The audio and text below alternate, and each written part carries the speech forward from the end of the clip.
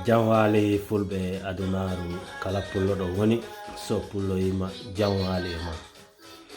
bueno dia sato do mi seguidores mangiarni wala bandirabe ko yettere Allah ndo jiyo do wattu kadi Burkina Faso ko be mbadi ko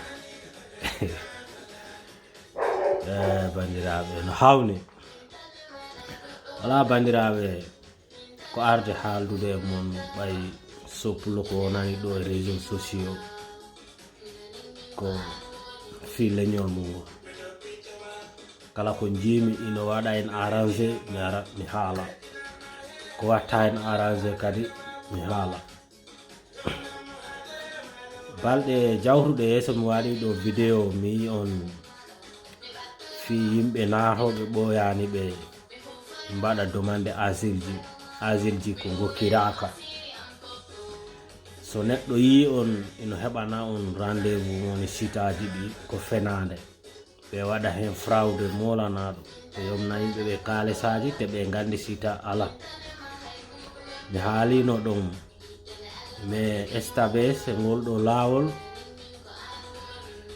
ko arde on haalande manam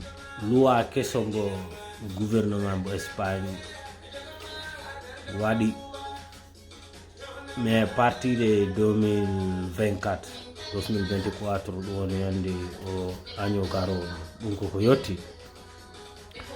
donc ko yidde famnude bandirabe arbe be e arobe be e wonbe centroji ho ha won hen libirabe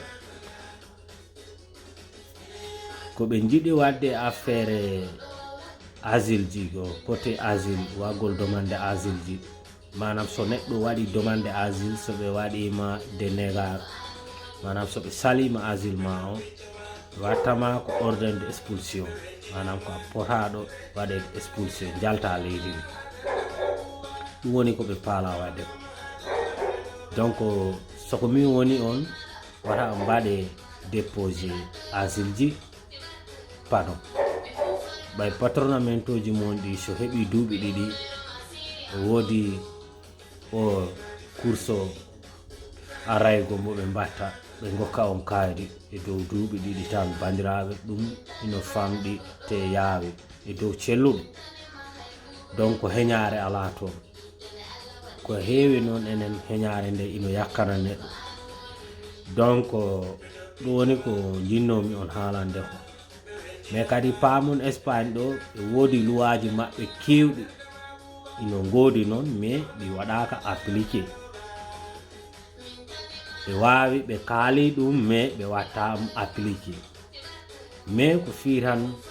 wadde on abisar hoko dum do woni ko be pala wadde